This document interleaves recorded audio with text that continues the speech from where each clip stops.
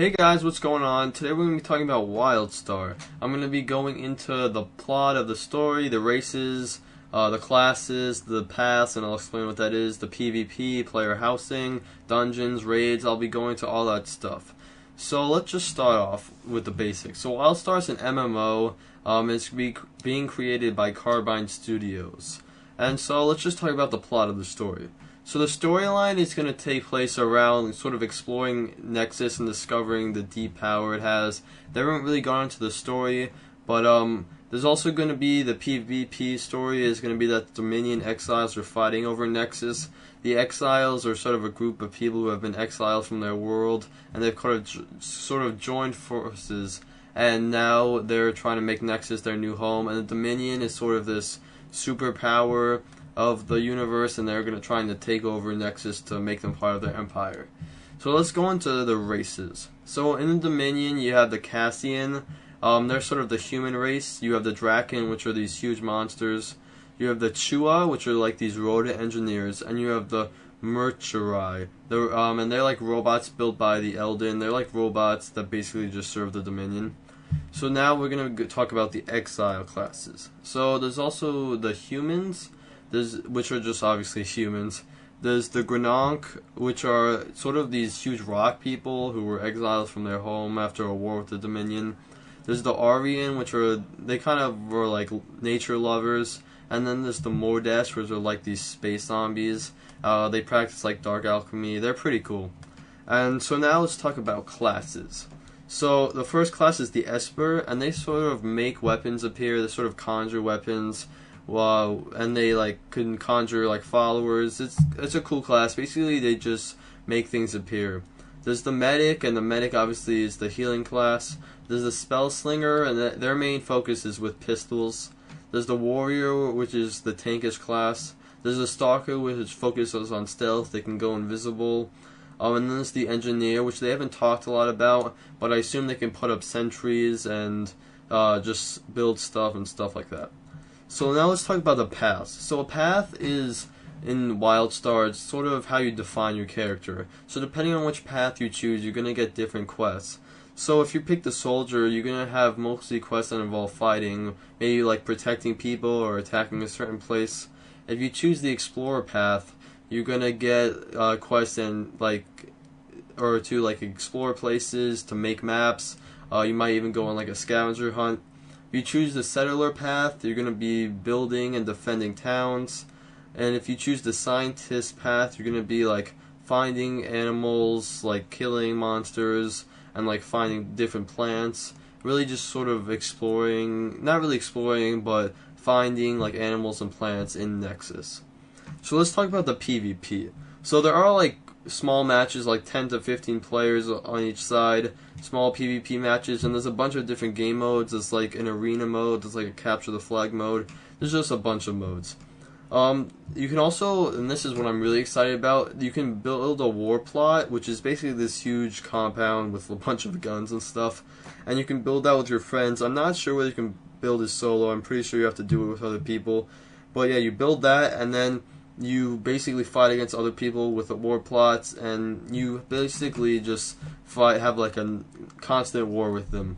A really cool feature they have is that you can capture a raid boss, and you can actually put him in your Warplot. So like, if people are invading your Warplot, you can like unleash the raid boss to fight on your side, and that's really awesome. So now let's talk about player housing. So there's a bunch of ways to customize your house. They said like a mind-numbing amount. If you look at the trailer, it looks like a huge amount, and it's not necessarily that you have to put things in like static locations. They showed that you could make like a floating table. You can like tilt stuff. You can make it float. It's really sort of a really free system. Well, you can customize your house, and they really want the house to be sort of your home base. Like, when you log out the game, you get a rest XP, and if you're in your house, you get a lot of rest XP. You get, like, extra rest XP for every item you have in your house. You get a lot of house items as quest rewards. You can also build things outside your house called plugs, and sockets that they really sort of are useful things that will help you. So for example, you can build a garden to help you gather food, you can build a mine, you can build like a dungeon and raid portal, really some really cool stuff that will help you as you move through the game. So this game will also feature a lot of dungeons and raids that you can do with other players. Now let's talk about the gameplay. So one of the main things with the gameplay is they wanted to involve a lot of skill and not necessarily just, tapping a button. And I'm really excited about that because that's one of my least things about MMOs is the gameplay. So there is aiming in this. It's not necessarily free aiming, but when you click on a skill, you'll actually have to aim it instead of it just automatically attacking the person that you're locked onto. But you can focus, you can lock onto different enemies, so it's not completely free aiming, but you definitely have to aim what you're the attacks you're doing, which is really cool. So like every MMO out there, or almost every MMO out there, there will be a hotbar which you can place different skills on.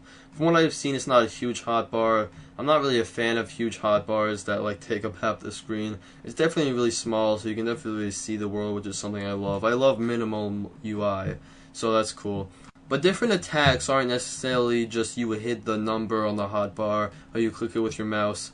So there's different attacks. There's a hold attack where you just have to hold the key and you do the attack. So maybe you hold it to twirl with your sword and you hit all the people around you. There's the tap skill where you have to actually tap it to do the attack over. And there's one thing that I'm really excited about is the hold and release one. So you can charge up an ability and then use it, or you could use it immediately, but it won't have as much damage. So it's not necessarily just a lot of other MMOs where you're just constantly hitting the button. And that's something cool. I think it's going to bring a lot of cool gameplay aspects into the game. So now let's talk about the payment model. So you have to pay $15 a month in order to play Wildstar. So you'll buy the game at launch, and then you'll have to pay $15 a month after that. But you can also do what they call a play-to-pay model, which is if you play the game a lot and you get a lot of gold, you can buy cred from other players. And cred is going to give you a month of playing. So basically when you buy cred from these players, you're going to have to give them probably a lot of gold to the other players. And this is a way for other players to get gold without actually playing. So these players who are going to sell you the cred buy it off the Wildstar website, or they already have it from buying it. And then you give them a certain amount of gold and they give you the cred to play for another month. Now you might think, why would anyone do this? Well, there are people who are willing to dump a lot of money into MMOs, and I'm sure that people will be doing this. It might not be as easy as you think. I'm sure that lots of people are thinking, oh, I'm never going to have to pay for this game at all. I'm sure that you will have to. You'll just maybe every once in a while not have to pay for a month, but I could be wrong. It could be possible to play the game and never actually have to pay a monthly fee, but I'm pretty sure most people are going to end up paying the monthly fee. So that's pretty much it for this video. I'm going to be covering Wildstar a lot more in the future, so if you're interested, make sure you subscribe. I have a lot of videos coming out in the next week about upcoming games. We're going to be talking about No Man's Sky, Star Citizen, we're going to be talking about The Witcher 3, Wolfenstein, a lot of new games. We're going to be going over all the information for them. So if you're interested, make sure you subscribe. If you liked the video, give it a like, and hopefully I will see you in the next one. And thanks for watching, guys.